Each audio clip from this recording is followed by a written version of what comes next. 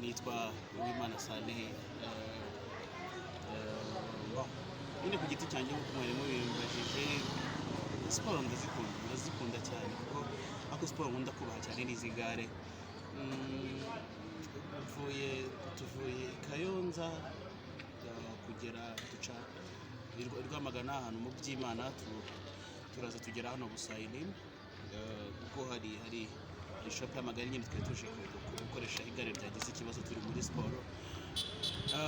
Nkuko mwabimbashijeho, ntabwo ngiye nkora siporo kugira ngo nanuke kuko byiba ntacyo bintwaye ndanabikunda, ahubwo nyine siporo nyine nkuko tubizi ni zituma nyine umuntu agira ubuzima bwiza, aba fit.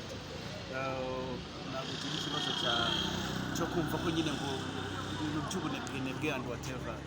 Kuva i Kayonza nibyo tugera i Rwamagana twakoresheje iminota 35 kugera hano nyine Busayini.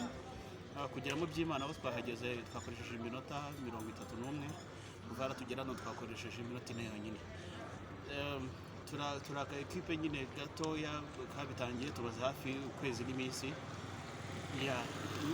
Nka challenge mwambajijeho cyane bitewe na location. Ahantu dukorera ni mu ntara, by'umwihariko njye nje watangiye mbere mu ntara cyane nka za Kayonza. Hariyo abaturage benshi cyane, nyine usanga abantu bifite ibintu by'ubuturage kuko bararebe uyu muntu munini uri muri nuze, uri muri siporo, ikaba challenge. Ariko nk'igeze za Rwamagana bamaze gusanga basobanukamo abaturage babo, babibona nk'ibintu bisanzwe. Si challenge ndishobora gutuma ndeka siporo, ariko urumva ugenda neza bakavuza induru, biba ari challenge.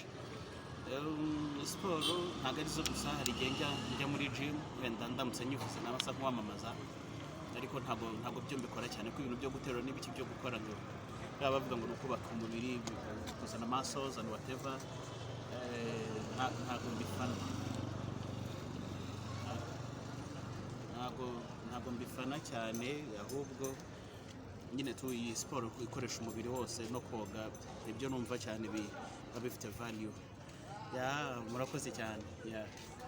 kwame